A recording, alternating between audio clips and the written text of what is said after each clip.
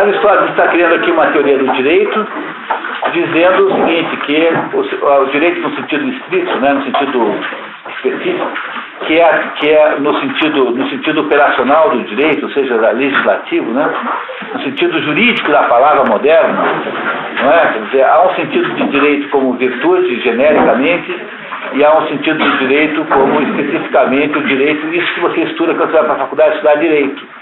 Então, quando você vai para a faculdade estudar direito, você estuda para Aristóteles esse direito da faculdade e o direito como virtude é a mesma coisa. Tá? Para o nosso mundo moderno não é. Então, quando você vai para a faculdade estudar direito, você vai estudar técnicas de argumentação e juízo. Então, o sujeito que vence não é aquele que tem mais razão, mas aquele que é mais convincente do juízo.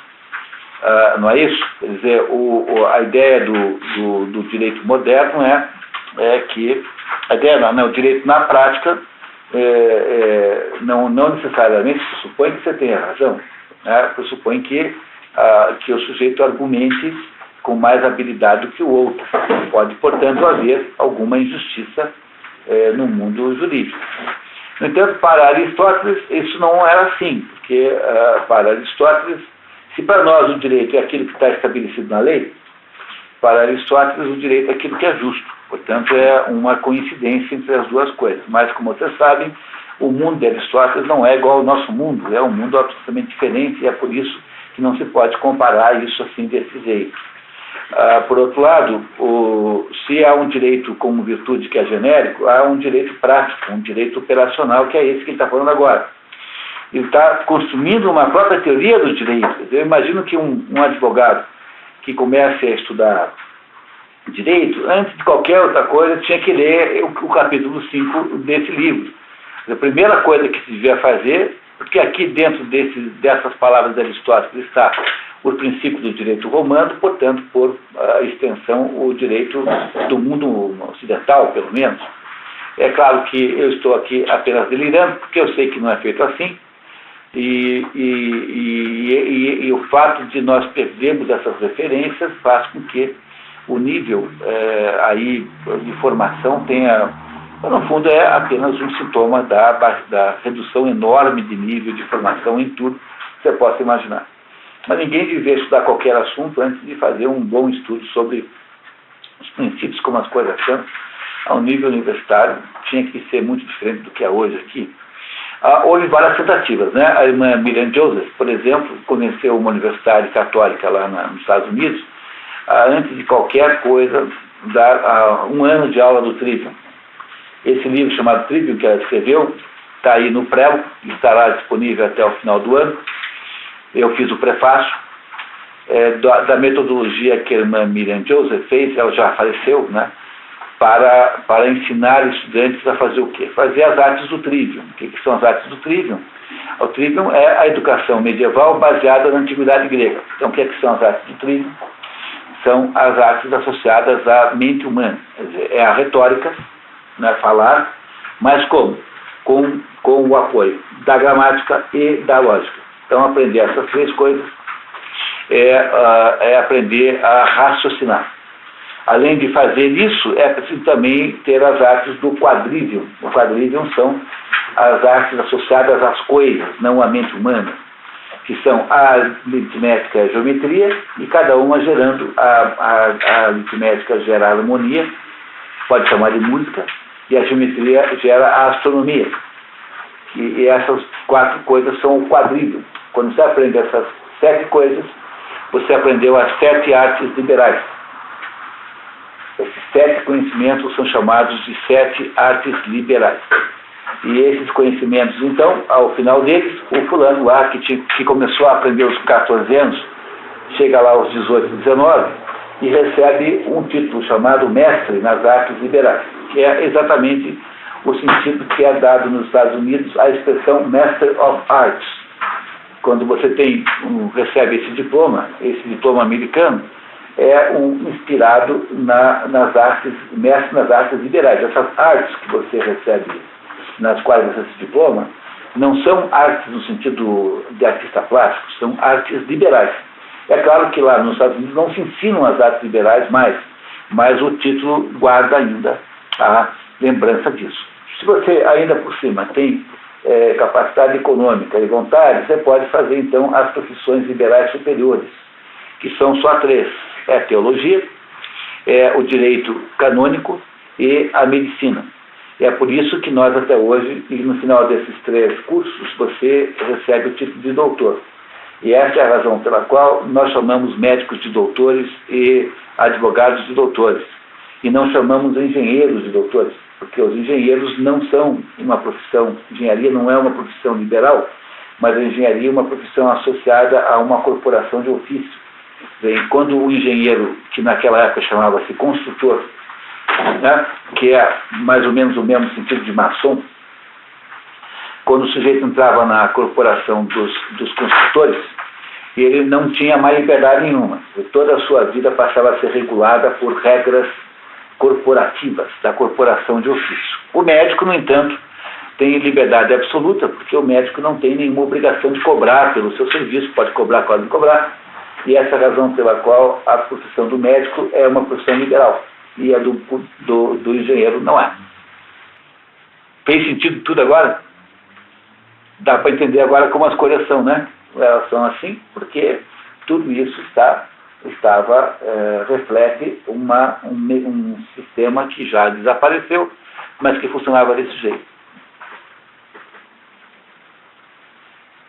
Tá certo? Agora, por que eu estou falando disso? Boa pergunta, né? Bom, continuamos aqui com Aristóteles então, né? Vamos lá.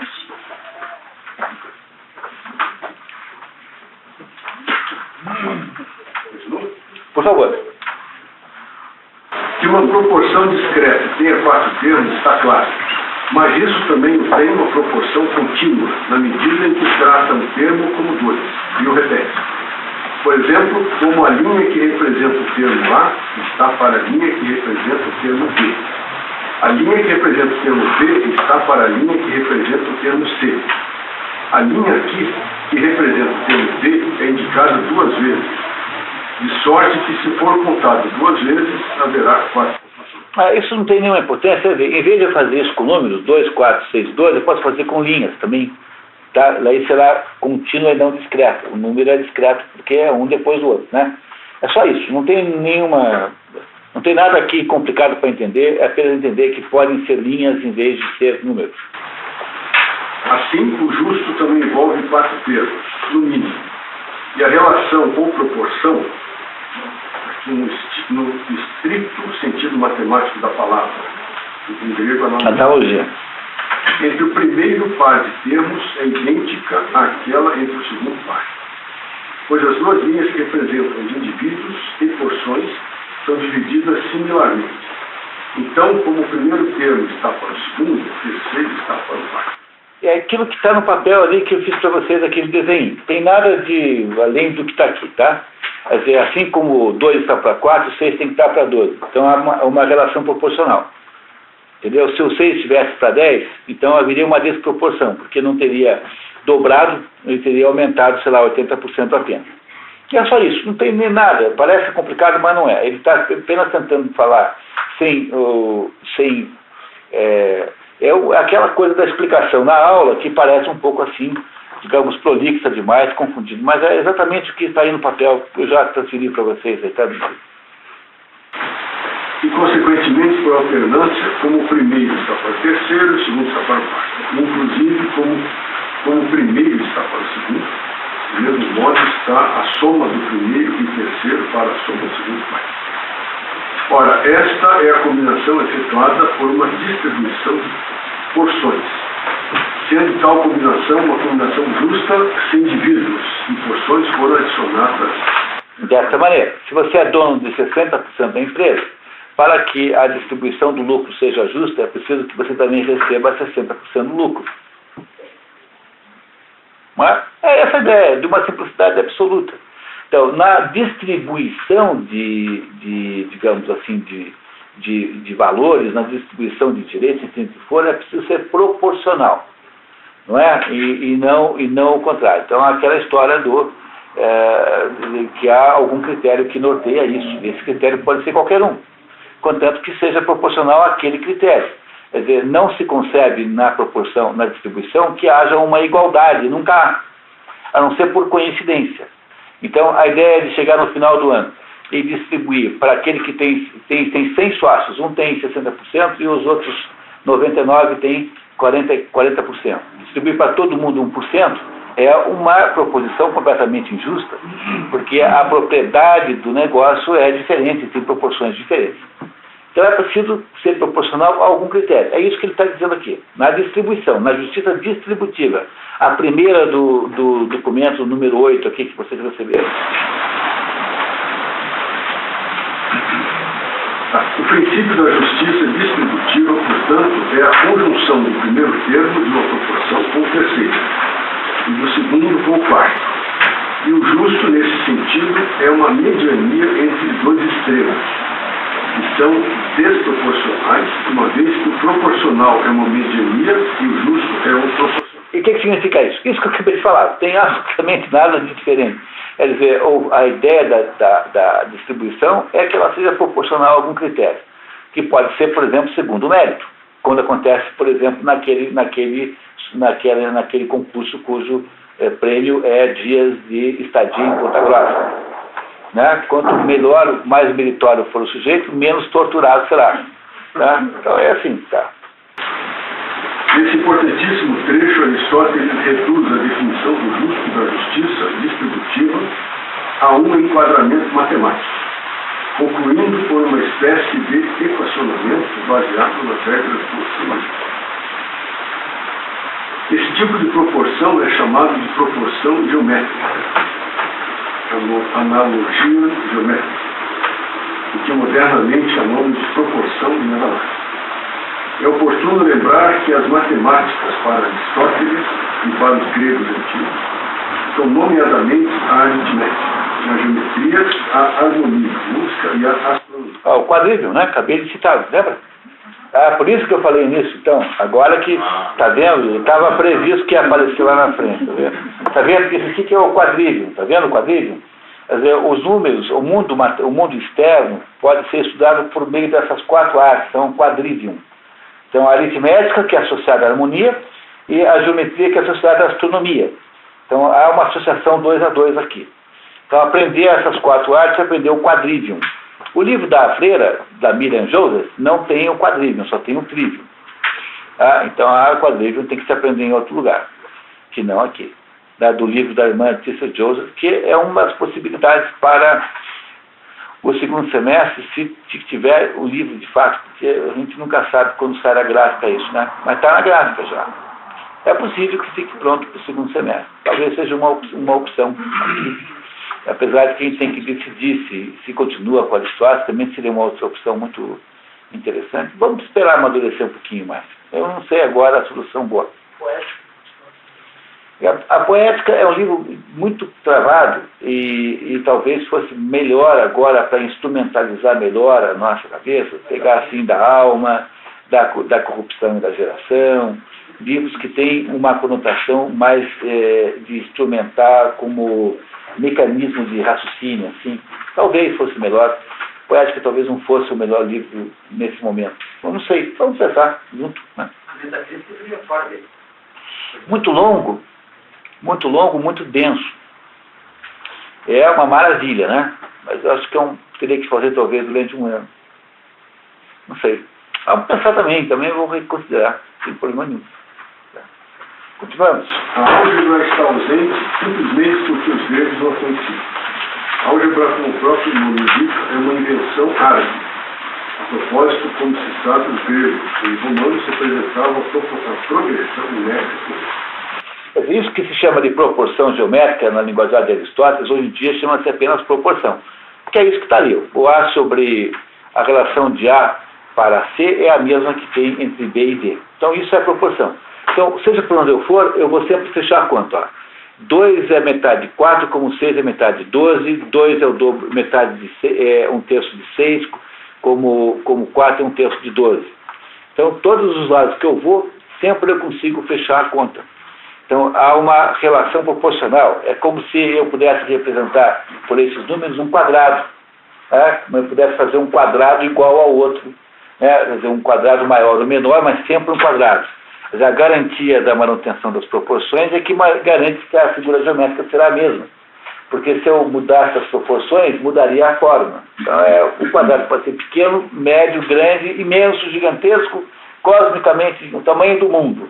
Sempre será um quadrado, porque as proporções entre esses quadrados serão sempre as mesmas. Então, sempre será quadrado. Agora, o tamanho varia, mas a proporção é a mesma. Não é? Essa é a ideia da proporção.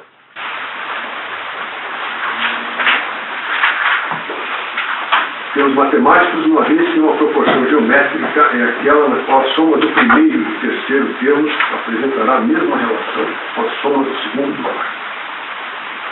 Como um termo de um par, com o outro apresenta com o outro termo. A justiça distributiva não é uma proporção contínua dos seus segundo e terceiro termos. Um indivíduo de uma porção não constitui um termo singular. O justo, nesse sentido, é, portanto, o proporcional. E o injusto é aquilo que transgride a proporção. Você dá para alguém que tem 10% da empresa, 50% do lucro. Tem 2 sócios, um com 10 e outro com 90. Se você der o mesmo lucro para os 2, você está sendo injusto, porque as proporções do lucro não são iguais às proporções da propriedade. Não tem nada além disso. É bem isso. Tá? Parece um pouquinho difícil, mas é só essa ideia. Tá?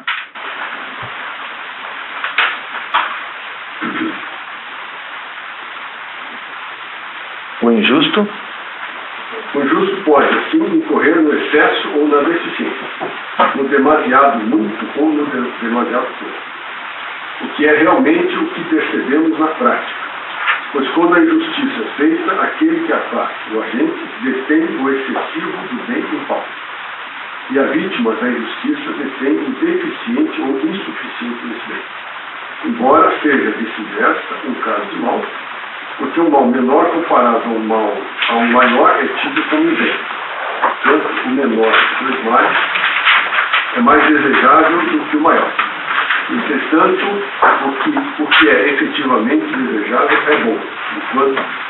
Quanto mais desejável for, mais maior bem será. Esse, portanto, um tipo de... Então, entenderam como funciona a justiça distributiva? Ela funciona proporcionalmente. O que é a justa medida? É aquilo que é proporcional. É isso que ele está querendo dizer. Então, quais são os 2 extremos que são viciosos? Quando alguém recebe mais do que devia, ou recebe do outro extremo menos do que devia. Então, quando recebe exatamente o que devia, é o justo meio. E é assim que ele define a justiça distributiva. Mas a mesma coisa não acontece quando um juiz investiga um roubo de galinhas. Quando um juiz tem que decidir sobre o mérito ou não de uma questão qualquer envolvendo 2 indivíduos. É essa a próxima etapa, ou seja, ele vai nos explicar agora como funciona a justiça corretiva, que é outro tipo de justiça prática, né? Ele está aqui falando das justiças específicas, stricto sensu, e não da justiça genericamente. Ou seja, ele está construindo uma teoria do direito, na verdade. Você pode, por aqui, instrumentalizar os tribunais. Daqui nasce uma teoria do direito. É a primeira teoria do direito conhecida, porque você tem aqueles códigos antigos que não são teorias do direito, são assim, faça isso, não faça aquilo. Mas teoria mesmo é essa primeira. Tá? Continuamos. Quarto, o tipo que resta é a justiça corretiva, a qual está presente nas transações privadas, tanto voluntárias quanto involuntárias. Uma transação privada e involuntária é um assalto, você sofreu. É uma transação privada, porque outra pessoa que não você, levou o seu relógio. Mas é involuntária porque você não queria entregar o relógio para o fulano. Ele o convenceu com uma arma, entendeu? Mas você, em princípio, foi voluntariamente nisso. Trata-se de uma justiça de caráter diferente da anterior, pois a justiça na distribuição dos bens comuns, os bens públicos, os bens que pertencem à comunidade política. Comunidade política é a polis, ou seja, a sociedade, tá? Então fica traduzido desse jeito, daí dá a impressão que está falando da Assembleia Legislativa, da cadeira da secretária do Hermas Brandão, entendeu? Entendeu? Não é isso, tá? Quer dizer, comunidade política é o quê? É a polis. Então é um pouco redundante e errado para dizer assim. A comunidade, pronto. Põe a comunidade, tá certo, acabou, não tem que botar política. Porque aí cai nesse problema moderno de achar que política é tudo que tem a ver com a Assembleia e não a ver com a polis, que é a cidade. Então está errado o modo como ele traduziu isso aqui. Tá? Tira a política fora, risca fora isso, que fica claro. Mas o cara bota uma nota para deixar as coisas mais claras, e aí fica mais complicado ainda do que antes, né? Sempre se conforma à razão, proporção, que descrevemos, visto que, quando uma distribuição feita dos recursos comuns, literalmente dinheiro público, riqueza em recursos pecuniários do Estado, se seguirá a mesma proporção existente entre as quantidades com que as várias pessoas contribuíram para os recursos comuns. E a injustiça que se opõe à justiça desse tipo é uma transgressão dessa proporção. Então, na distribuição tem que manter a proporção. Se você fizer diferente, você será injusto, tá? Já falou isso, está apenas enfatizando. Mas o justo nas transações privadas, embora seja o igual num certo sentido, e o injusto, o desigual, não é o igual de acordo com a proporção geométrica, mas de acordo com a proporção aritmética. Quer dizer, aí sim, cada um vale um voto. Entendeu? Aí não há essa diferença de valor relativo, porque não se está debatendo agora quais são as proporções devidas, mas se o objeto daquela transação cumpriu-se ou não. E é apenas isso. Por isso que eu digo, invadiu-se uma fazenda. De quem é a fazenda? É do fulano. Então o outro tem que sair. Não é isso? Quando você fica fazendo essa conversinha aí, como é que chama isso? Direito o que mesmo? Tem um nome nesse negócio. Direito... Como é? Tem um outro nome aí. Tem É o quê? Comunitário, difuso, direito difuso. Não, é uma tendência jurídica que nasceu no Rio Grande do Sul, que é assim, o sem terra pode pegar a sua fazenda à vontade porque ele é pobre. E se você roubar um sapato velho sem terra, você vai preso porque você é rico. Entendeu? Esse tipo de direito é um direito contrário a essa proposta que ele está fazendo aqui. Quer dizer, é a tentativa de colocar dentro da decisão do mérito da ação critérios distributivos. Alternativo, isso. O nome disso é direito alternativo. Imagine que barbaridade uma coisa dessa. Quer dizer, o juiz passa a fazer uma espécie de avaliação do status social que você tem. Se você tiver cara de rico, você vai ser um sujeito que vai pagar todas. Entendeu? A ideia do direito alternativo é que ele não é um direito igualitário. Quer dizer, o sujeito, o crime de invadir uma fazenda é diferente conforme o sujeito que o perpetra. Então, por exemplo, se um sujeito pobre roubar um carro, ele não é criminoso de modo nenhum porque ele é pobre. Agora, se você roubar um carro, você é um criminoso terrível. Se você desrespeita isso que eu estou dizendo aqui, essa porcaria de direito alternativo, que é apenas uma maneira dos tribunais serem perpetradores de projetos ideológicos, que perde-se completamente a independência da lei. E você não sabe mais o que lhe acontecerá, porque a lei não existe, não é mais igual para todos, mas é conforme a opinião que o juiz tenha sobre a riqueza relativa dos litigantes. Então, todas as decisões não serão decisões baseadas no fato em si, mas serão decisões baseadas em quem está demandando em juízo e quem é demandado em juízo. O nome disso é o final completo de qualquer possibilidade de justiça. É isso que o Aristóteles manda não fazer. É claro que ele jamais imaginaria que dali a 2000 anos um grupo de malucos ia inventar isso, não? Mas olha só como ele explica para nós a diferença, tá? Continuamos lá? Vamos lá.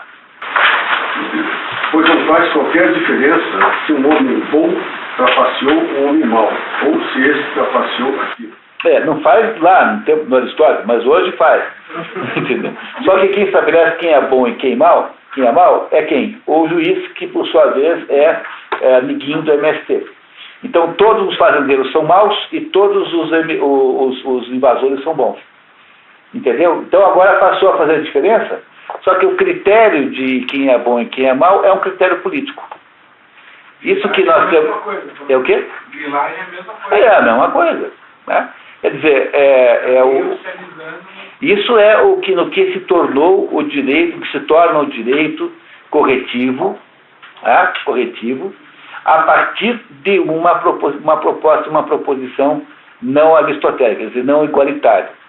Então, quando você não analisa mais o mérito em si da ação, então agora vira um negócio absolutamente injusto, que é o que nós estamos fazendo hoje. Né? Esse direito alternativo vai ganhando espaço.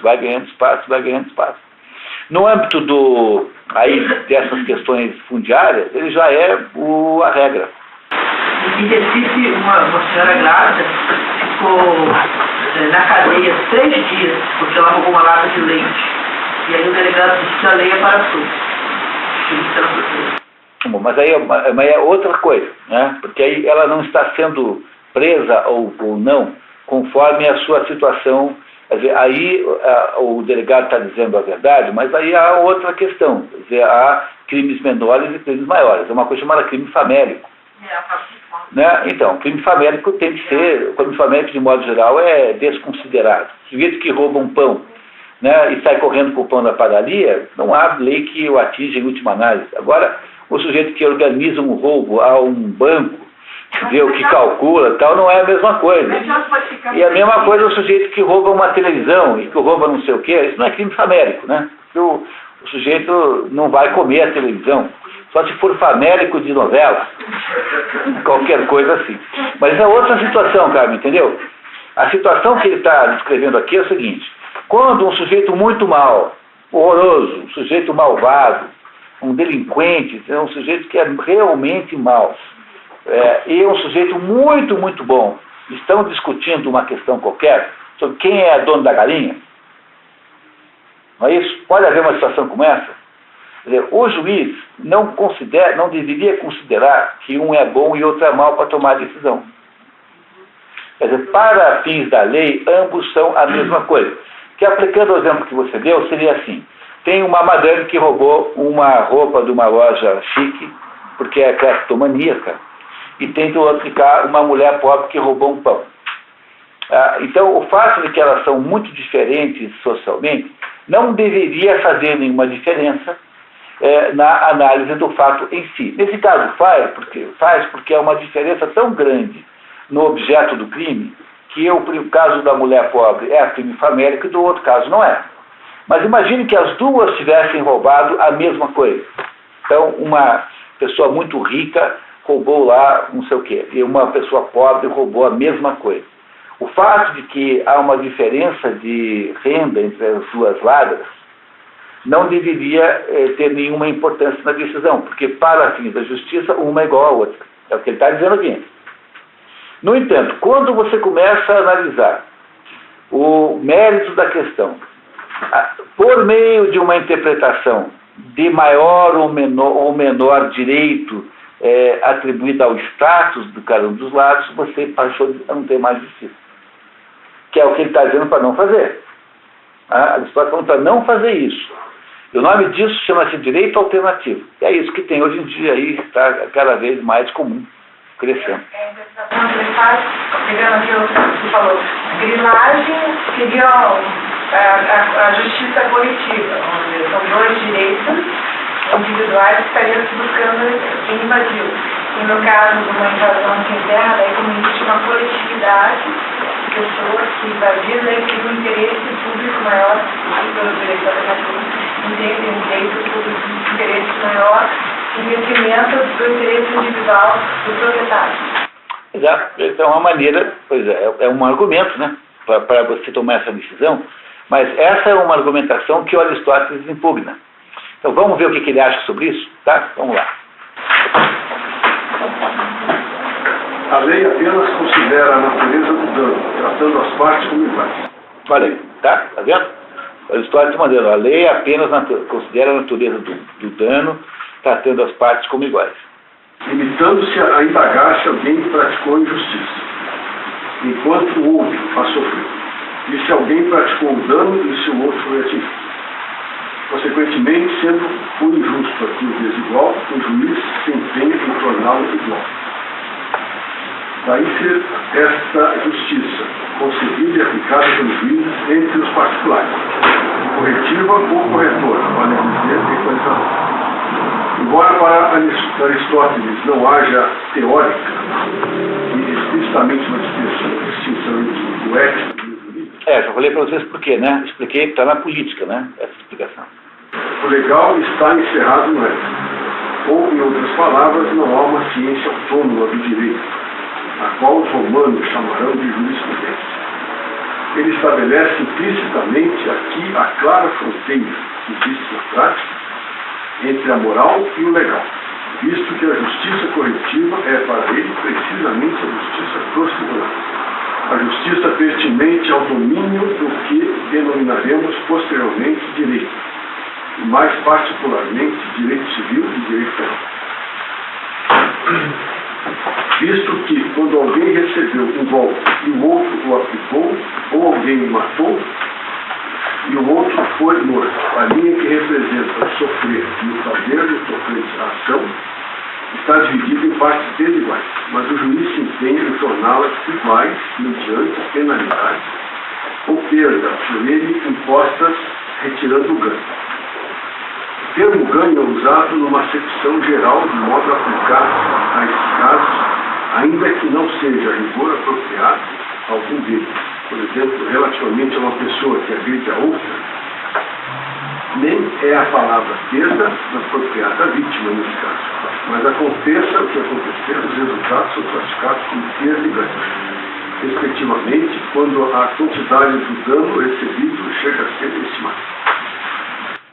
Assim, ele está traduzindo tudo em perda e ganho, apesar de que nem sempre essa tradução faz perfeitamente, é isso que ele está dizendo. Assim, enquanto o igual é uma mediania entre mais e menos, ganho e perda são de imediato tanto o mais quanto menos de maneiras contrárias. Mais bem e menos mal, sendo o ganho mais mal e menos bem sendo a perda. E como o igual que declaramos ser, o justo é. Como dissemos, uma mediania entre eles, conclui-se que a justiça coletiva será a mediania entre a perda. Uma vez que você possa traduzir todas as situações humanas em termos analógicos de perda e de ganho, como acontece no fato quando há um assassinato. Então, a imposição da pena reduz ao ganho daquele que não foi um ganho pecuniário, de fato, mas é, de certo modo, um ganho. É imperfeita a tradução, mas é um modo como tudo pode ser mais ou menos resumido numa fórmula só. Seria isso aqui, mais ou menos, a vento por vento, olho por olho? É isso que ele vai contar em seguida. Tá? Mas não, peraí. Não, o juiz faz a equalização entre a perda e o ganho por algum critério, que não é necessariamente a lei de Talião. Porque a lei de Talião é isso, né? Quer dizer, é fazer o contrário. Você matou o irmão do outro, então o outro vai matar o seu irmão. Mas essa é apenas uma das metodologias de equalização e que não é a única metodologia. É isso que ele vai explicar agora. Entendeu? Essa é a razão por que, quando ocorrem disputas, os indivíduos recorrem ao juiz. Dirigir-se ao juiz é dirigir-se à justiça, pois o juiz ideal é, por assim dizer, a justiça personificada. E também os homens necessitam de um juiz para que este seja um elemento mediano, pelo que, efetivamente, em alguns lugares, ele é chamado de mediador, pois pensam que se ele atinge a mediania, atinge o terreno. A gente nunca pergunta por que o mediador é mediador, né? Porque a gente tem uma ideia de mediador como animador de grupo, como condutor de reuniões, mas o mediador é aquele que trará a coisa para a mediania, para a justiça, portanto, né? E é isso, por isso que esse mediador aí, que ele está falando, é nesse sentido de restituição da mediania, onde está a virtude, e não num dos extremos que está, obviamente, esse deslocamento é de natureza patológica, portanto é preciso voltar à mediania, portanto ao justo meio. Assim, o justo é uma espécie de mediania, na medida em que o juiz é um meio de mediar entre os litigantes. Ora, o juiz restaura a igualdade, isto é, ele equaliza, restabelece a igualdade onde ela foi violada.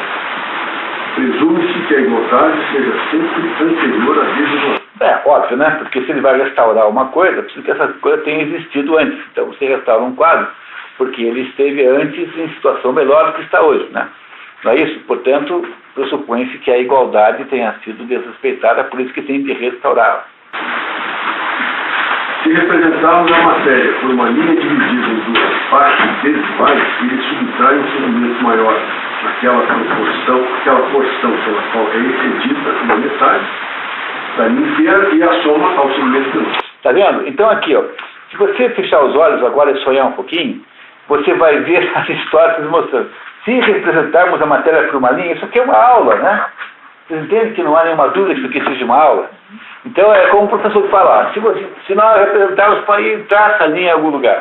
É claro que eu não sei como é que fazer isso naquela época, você tinha giz, devia ter, né? Porque giz é um calcário, né? É uma coisa natural. Então, fazem, de alguma maneira, né? Essa aqui é uma prova que se tratava de uma aula. E isso que ele está falando é o que está aqui nesse esquema, aqui na segunda parte. Então tem ali o esquema geométrico da tal da justiça corretiva. Ela é igualitária aritmética. Ele vai usar esse exemplinho aqui que eu traduzi para ficar mais fácil, né? Vamos esperar um pouquinho para voltar a botar o olho aqui, tá? Mas é que está aqui, é isso. Quando todo foi dividido em duas metades, as pessoas costumam dizer que assim tem o que buscar, tendo obtido o que é igual. Essa é, de fato, a origem da palavra justo. De Caion, justo, que significa na metade, como se alguém devesse chamá-la e pronunciá-lo de Caion, e juiz fosse fosse aquele que estabelece a metade. Igual é uma mediania por meio de proporção aritmética entre maior e menor. Pois, quando dois iguais, uma parte subtraída de um e adicionada ao outro, esse último excederá o primeiro duas vezes aquela parte.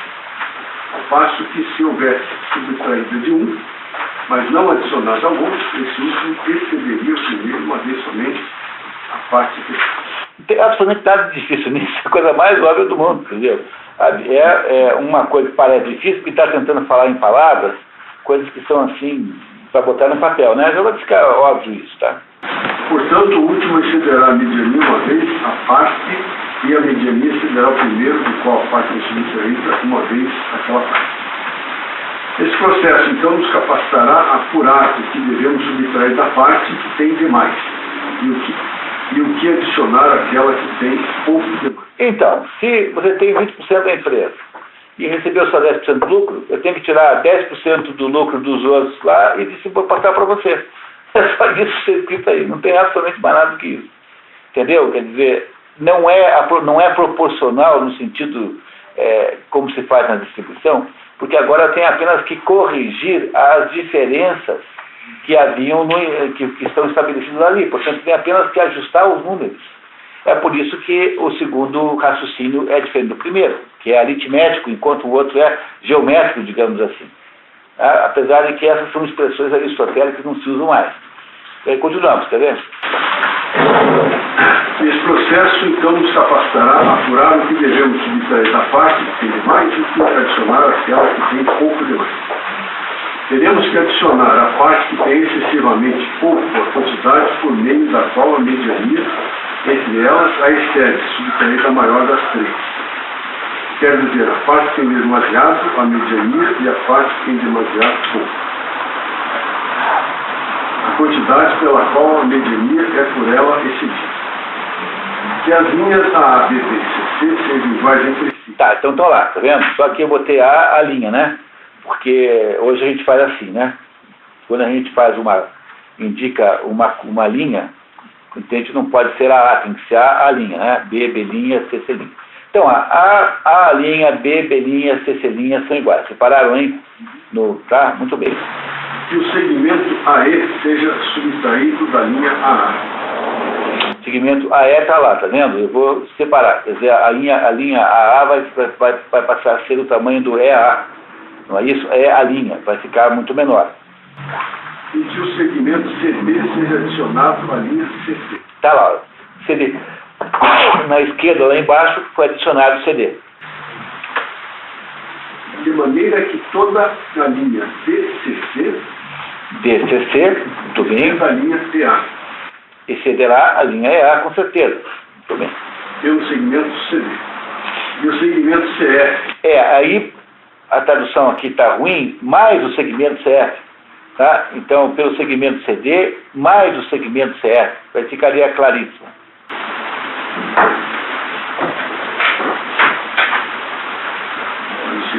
Então, DCC excederá PD por meio de CD. É isso, quer dizer, o que acontece é que a última linha fica maior do que a primeira e um pouco menos maior do que a segunda, porque você adicionou 2 pedaços embaixo e adicionou um pedaço só. Você tirou um pedaço de cima, diminuiu a de cima, e a de baixo, além de não ter sido diminuída, teve mais um acréscimo. E a do meio não teve nenhum acréscimo, nenhum aumento. Você tirou da A, você colocou na C. É isso só, não tem nada mais do que isso. É a coisa mais boba do mundo, tá? Mas se você não fizer um papel assim, parece uma coisa altamente sofisticada, não é? Tá? Continuamos. Os termos perda e ganho, nesses casos, são emprestados das operações de permuta voltada. Nesse contexto, ter mais do que o que lhe cabe é chamado de ganho, e ter menos do que aquilo que se tinha no início é chamado de perda. Como, por exemplo, no comprar e vender e todas as demais transações que recebem a imunidade da lei. Ou seja, transações legais aprovadas pela lei. Enquanto, se o resultado da transação não constitui nenhum aumento, nenhuma diminuição, mas exatamente o que as partes possuíam, elas mesmas dizem que tem o que lhes cabe. E nem perderam e nem ganharam. Consequentemente, a justiça nas transações involuntárias é uma medianinha, num certo sentido, entre o ganho e a perda. É ter, depois da transação, uma quantidade igual à quantidade que se tinha que dar. E agora ele vai falar da lei do talhão, tá? Então agora ele entra nesse assunto. Aos que opinam que a simples reciprocidade é justiça, doutrina que era a dos pitagóricos, que definiam o justo simplesmente como sofrer reciprocamente uns em relação aos outros. O que implica no dano moral prático a desforra e naquele espiritual a metempsicose, no caso. É também o princípio por trás da lei da talhão. Então aí é preciso só entender isso, porque aqui talvez não esteja muito adequado o comentário que o tradutor faz, tá? Porque a lei do karma é uma lei do hinduísmo que diz que quando que você... com essa conversa espiritista, ficou tudo uma porcaria para entender, porque os fenômenos,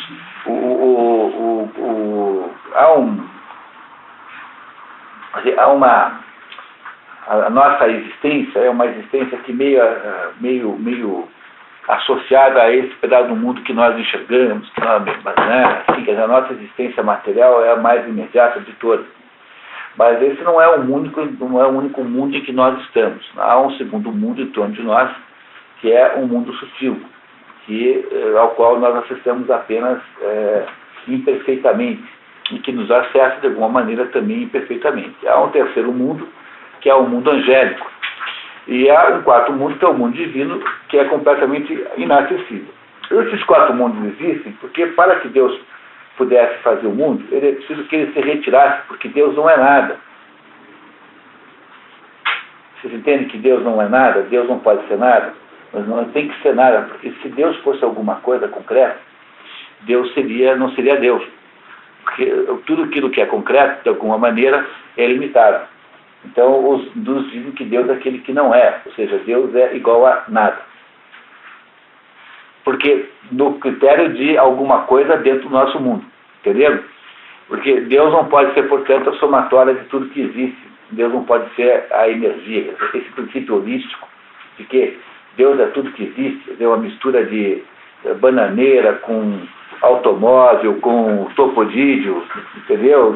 Essas coisas, essa ideia de que Deus é somatório de tudo que existe é uma besteira, porque Deus não poderia ser, Deus infinito não poderia ser uma somatória de coisas finitas. Então Deus, na verdade, não é nada, porque tudo aquilo que existe é necessariamente delimitado. Então, quando eu digo assim, que uma galinha põe ovos, eu estou ao mesmo tempo dizendo que uma galinha não produz leite, entendeu? Então, quando eu defino alguma coisa, necessariamente e automaticamente eu defino tudo que ela não é. Pois se eu for definir alguma coisa para Deus, eu também tenho que dizer coisas que Deus não é. Mas como Deus não pode não ser nada, então Deus não pode ser definido de modo nenhum. Por isso que Deus é nada. Estão entendendo o que eu estou dizendo para vocês? Então, o raciocínio que eu estou fazendo? Então, como Deus não é nada, para que ele possa criar o mundo, ele tem que ser separado do mundo, ele tem que recuar para que o mundo se crie, que crie alguma coisa nesse espaço. Esse recuo é contado no Evangelho de São João, que começa a narração do Evangelho de São João com uma recapitulação do início do Gênesis. Então, cada vez que quando Deus se afasta, ele dá como se desse passos assim, e cada passo que Deus dá cria um determinado nível de realidade. Essa é uma interpretação cabalística do Evangelho de São João. E aí, então, significa que nós estamos rodeados de níveis de realidade que nós não entendemos, que estão fora do nosso alcance, que nós não entendemos bem. Nós sabemos que aí, nesses níveis de realidade, é que acontecem todos os fenômenos esquisitos e estranhos. Porque há, obviamente, uma grande quantidade de acontecimentos estranhos e inexplicáveis. E esses acontecimentos não estão explicados. E toda vez que você tenta explicar, você esbarra nas dificuldades óbvias, que é de comprovar a sua tese, porque esses fenômenos não estão no mesmo grau eles não são verificáveis materialmente, porque eles não pertencem a esse grau de realidade aqui, mas a graus de realidade externos a esses graus que estamos aqui. E aí então aparecem essas explicações. Então a ideia, por exemplo, do karma é uma explicação que se faz sobre determinadas coisas. Quando a gente nasce, a gente herda características físicas dos nossos antepassados. Não é verdade? Então você parece com algum parente seu, provavelmente. Né? Quem não parece com algum parente seu, parece com o leiteiro. Né? Ou coisa. Aliás, nem sei como é que inventou isso, porque deve ter 200 anos que não tem leiteiro nenhum mais. Né? Bom, então, entendeu? Então você parecerá de algum modo. Bom, do mesmo modo que o seu corpo físico parece com os seus antepassados, o seu corpo psíquico, aquilo que é a sua psicologia, também parecerá com os seus antepassados, ora bolas. Portanto, isso que se chama de karma é o quê? É uma espécie de herança psíquica que você traz dos seus antepassados e que você, de alguma maneira, também para a qual contribui nessa vida em que você está. No entanto, a interpretação fantasiosa disso é de que o karma são as suas vidas passadas. E eu diria assim, suponha você que houvesse método de detectar esse karma, quer dizer, detectar vidas passadas. Suponha que alguém conseguisse de fato fazer isso.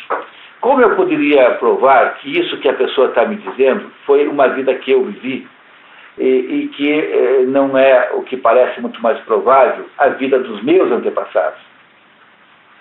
Porque aquilo que eu estou lembrando pode não ser o que eu tenha vivido, pode ser o que os meus antepassados viveram. Porque isso provavelmente está em algum lugar. O sujeito que melhor explica isso é o Rupert Sheldrake, com a ideia do campo mórfico. Uma família tem um campo mórfico.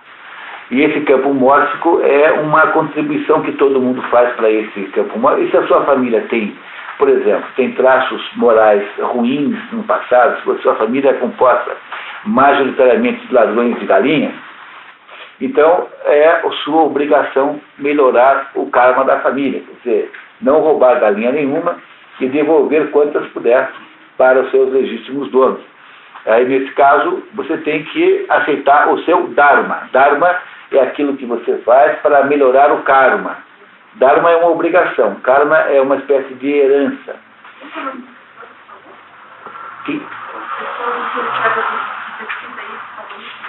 O livro sobre isso que tem para comprar é o livro do Patrick Paul chamado Os Níveis da Realidade.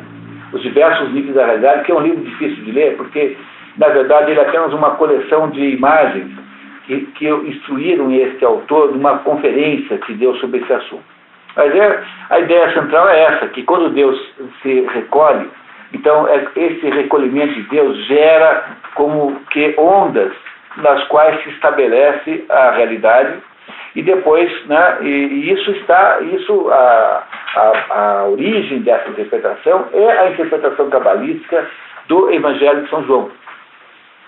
Então os rabinos cabalísticos fizeram essa interpretação do Evangelho de São João, mostrando que há 4 níveis de realidade, basicamente, que os físicos, que você pode correlacionar com as 4 forças físicas, as 4 forças básicas. A força nuclear, a força forte, a força fraca, a força gravitacional, enfim. Essas forças físicas que os físicos reconhecem como tal, poderiam eventualmente ser relacionadas com isso, mas eu já não acho que aí haja muita esperança. Então, não sei, tá? A verdade é que seguramente nós vivemos num mundo de fenômenos absolutamente desconhecidos.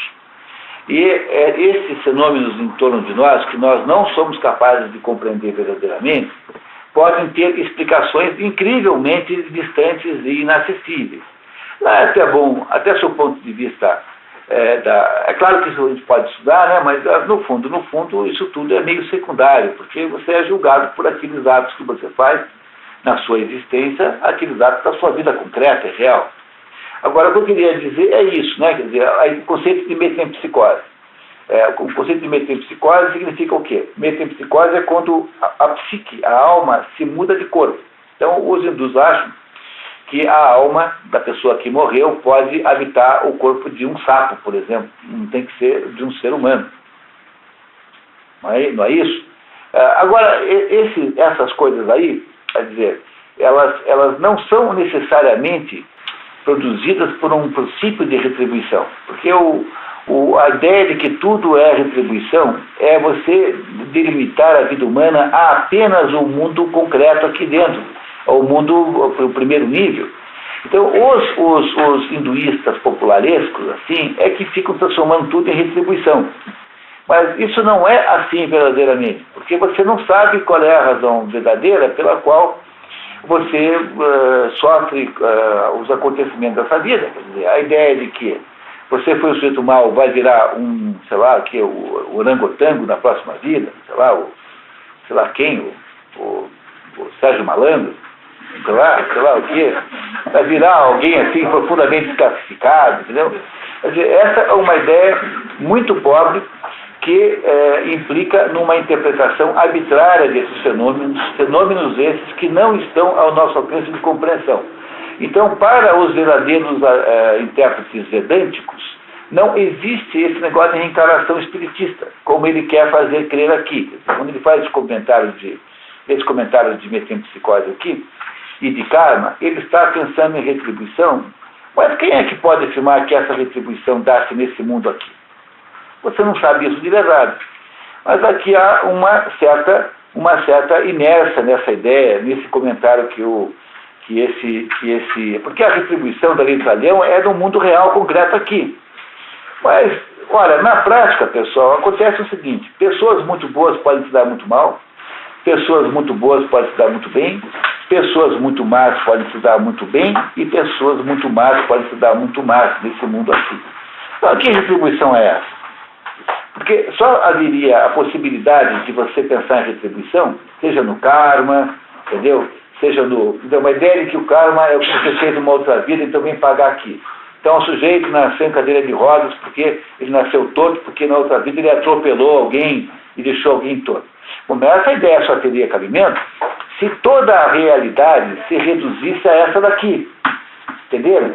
Se toda a realidade fosse apenas essa, então se eu reduzisse toda a realidade a apenas a realidade em que nós vivemos aqui, poderia ter sentido isso.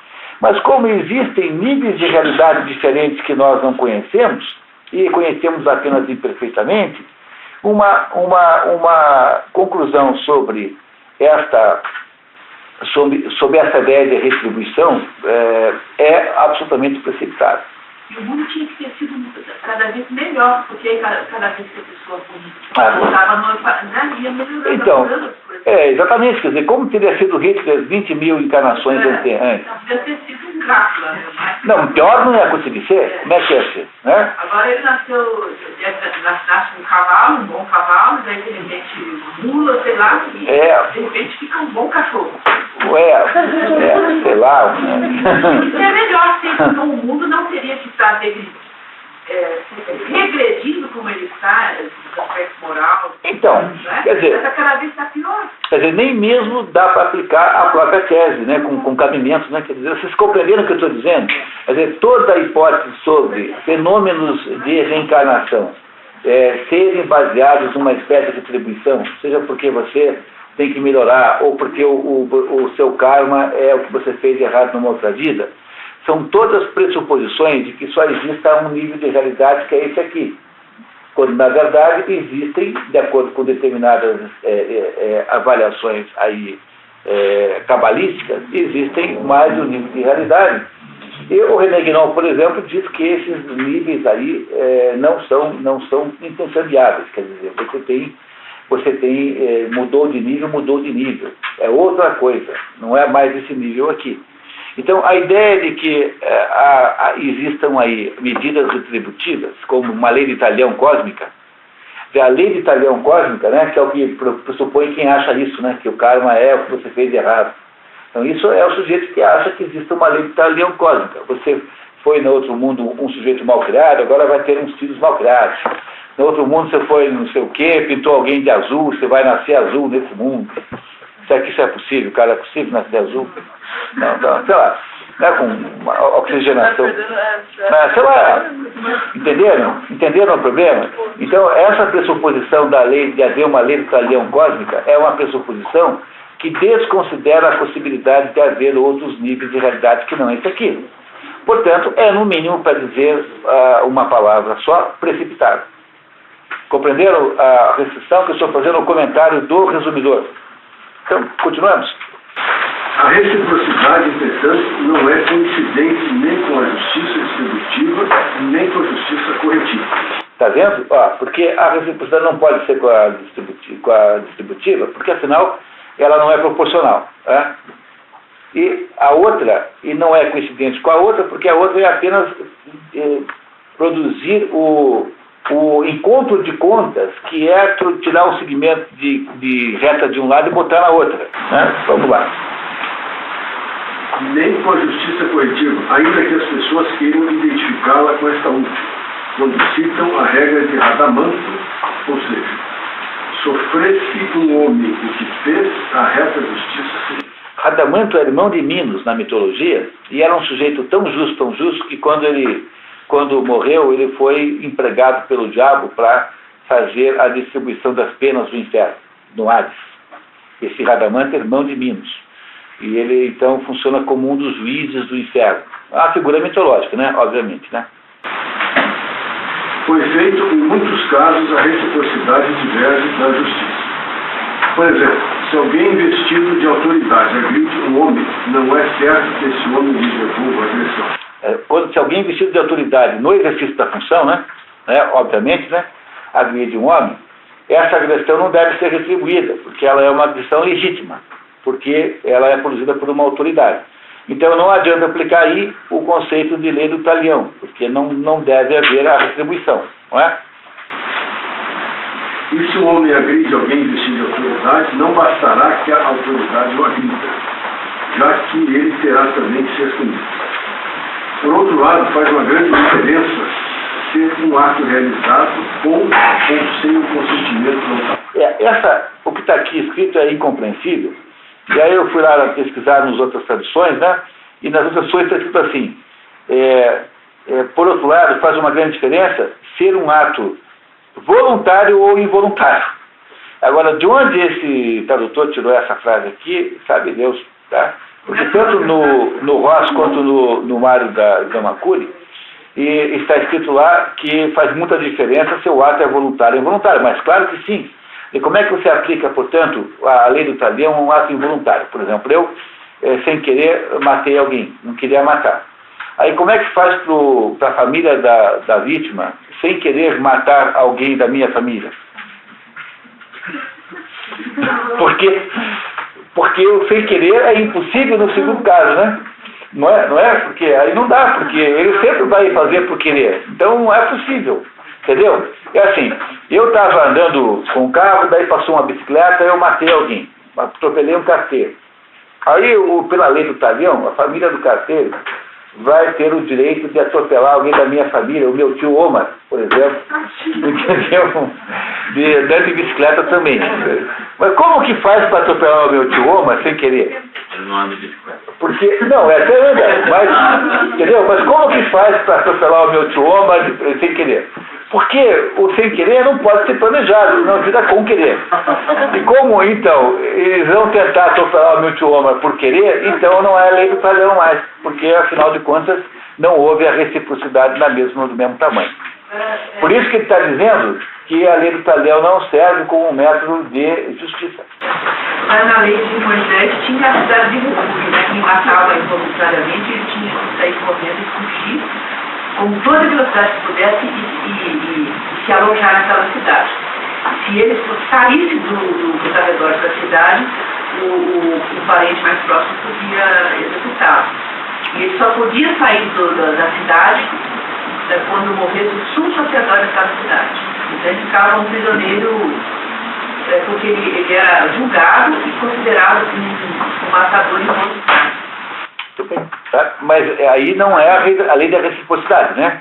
Porque a lei da reciprocidade que você está falando aqui é aquela ideia assim, o perpetrador de um crime recebe como pena exatamente o mesmo crime que ele perpetrou. Agora a lei é assim, né? Se matou um homem, se alguém matou alguém, alguém daquela família tem direito de matar. Então, mas essa é a lei do talião, né? Mas a lei do talião até hoje existe, né? É assim. Alguém matou o meu sobrinho, então eu posso matar o sobrinho do outro. Não posso matar o outro que matou, mas o sobrinho do outro sim, porque tem que ser recíproco.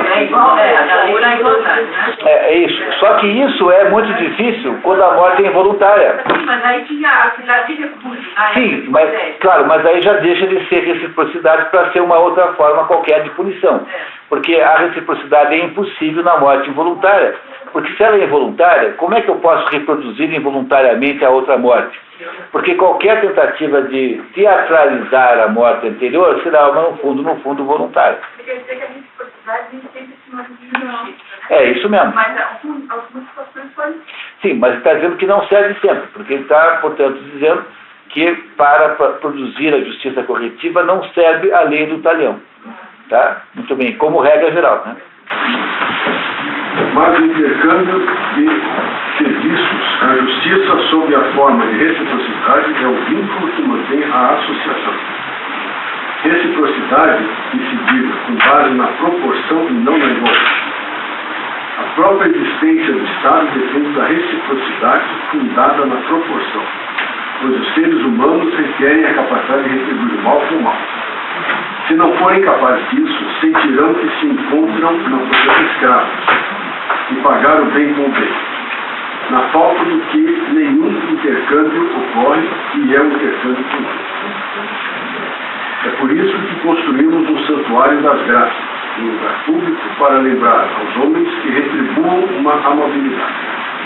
Visto ser esta uma peculiaridade da graça, uma vez que constitui um dever, não só retribuir o serviço quando se for favorecido, como também no próximo ensejo tomar a iniciativa de prestarmos o serviço mais. Você está dizendo que eventualmente a reciprocidade funciona, mas ela não funciona como um método genérico para produzir justiça.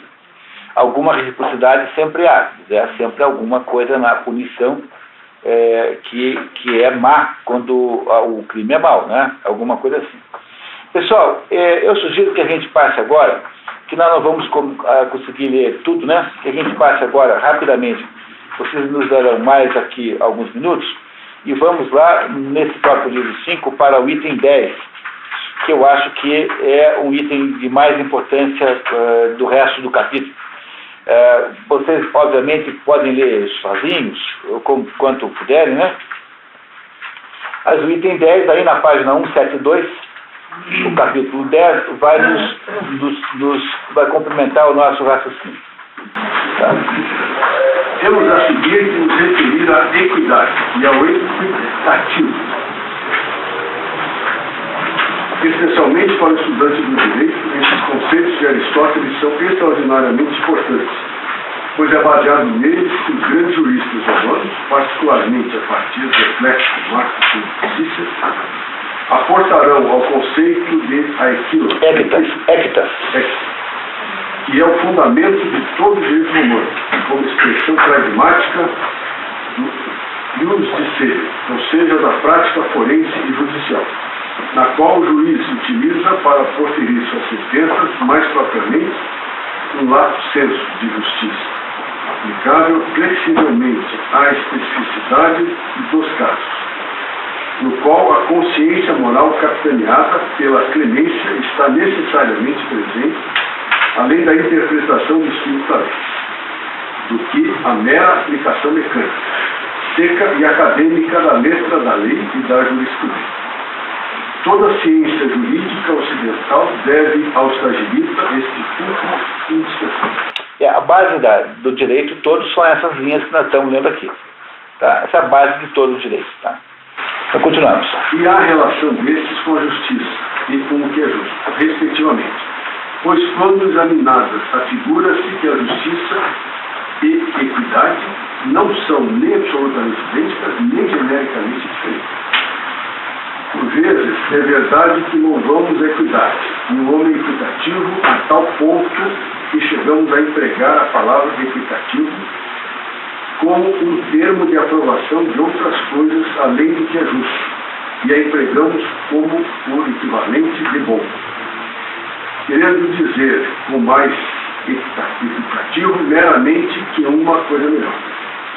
Em outras oportunidades, todavia, quando submetemos a palavra efetivamente ao crivo da razão, nos parece estranho que o equitativo devesse ser louvável, uma vez que ser ele algo distinto do justo.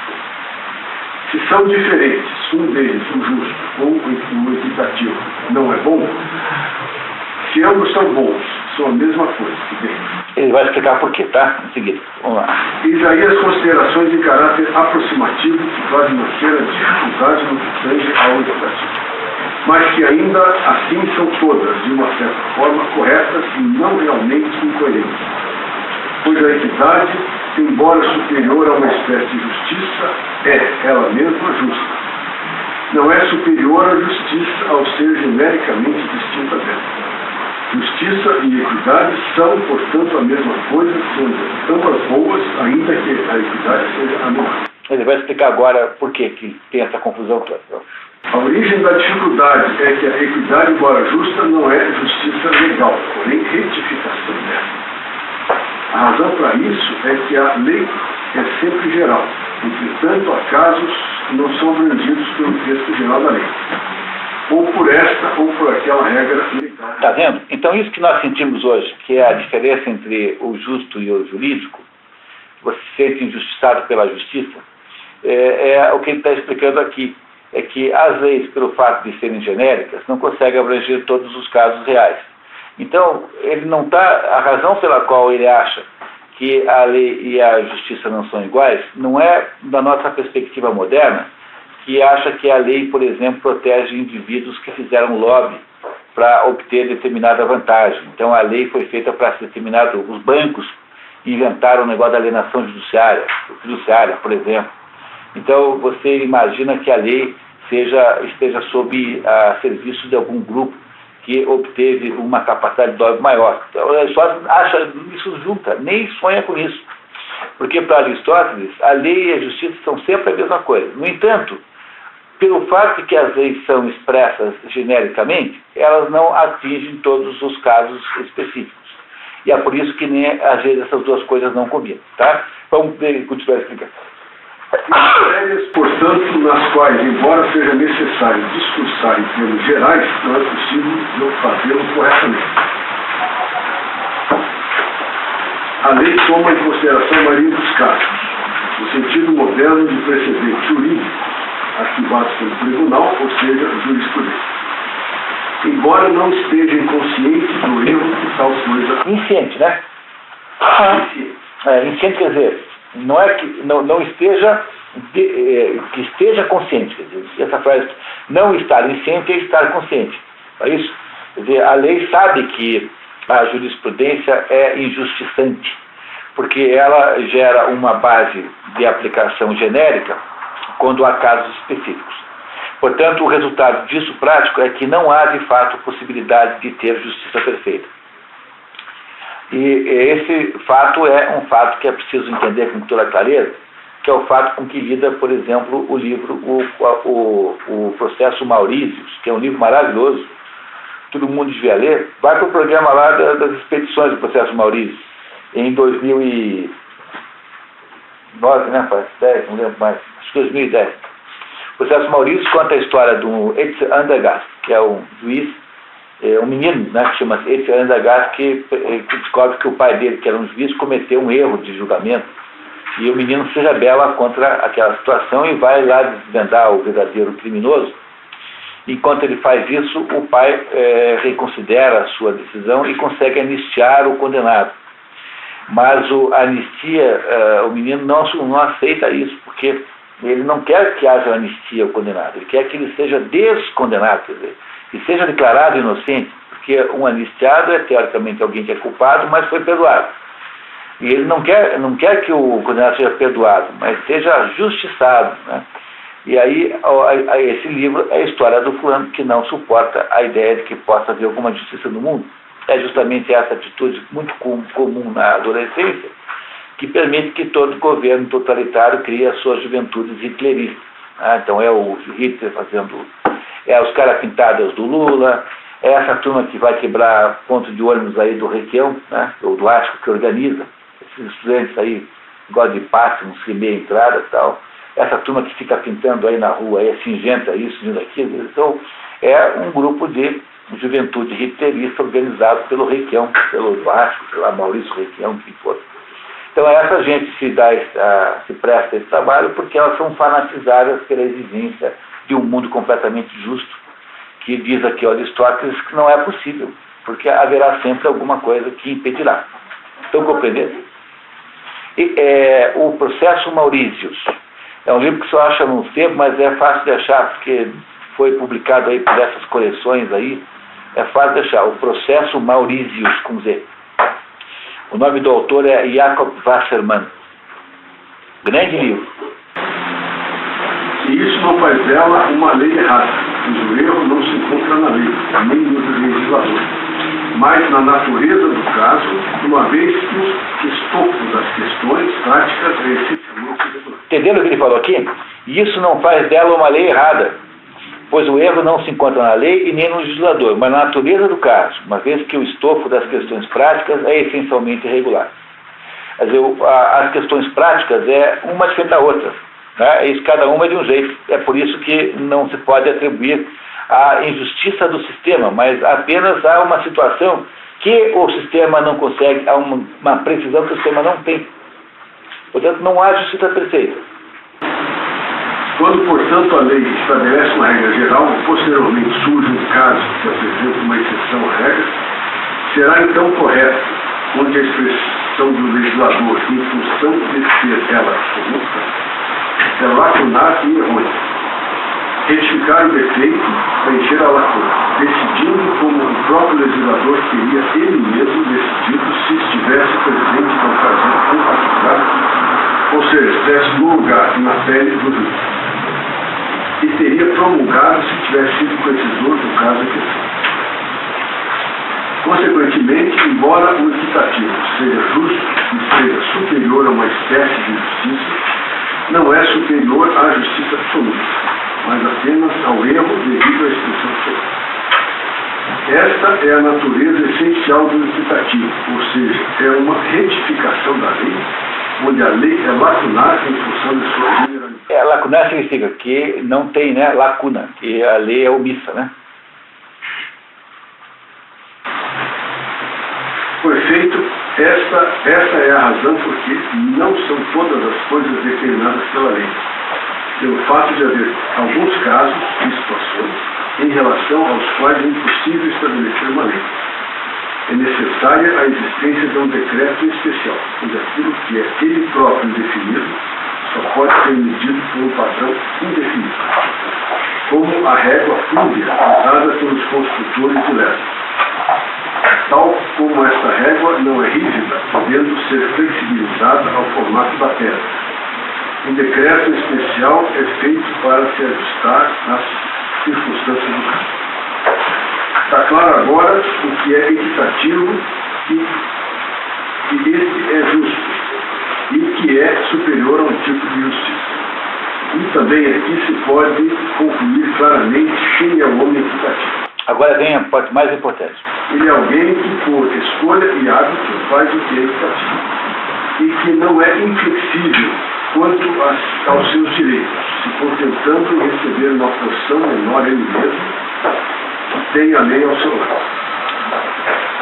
Não, menor, mesmo que tenha a lei.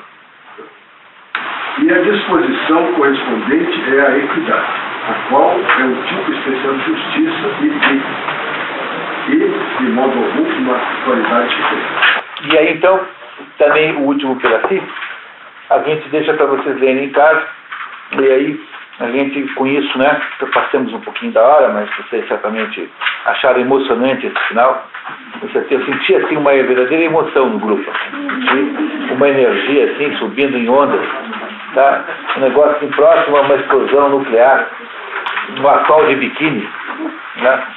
E aí nós continuamos agora no nosso regime normal, porque segunda-feira que vem temos aula de novo, né? Esse dia de hoje foi assim um dia extra inserido no meio do nosso sistema. Então, vamos ter aula segunda-feira que vem e aí continuamos de 15 em 15 dias. Esperamos que vocês venham, tá? Vamos tentar aí chegar ao final do nosso livro. Muito obrigado por terem vindo até a segunda-feira.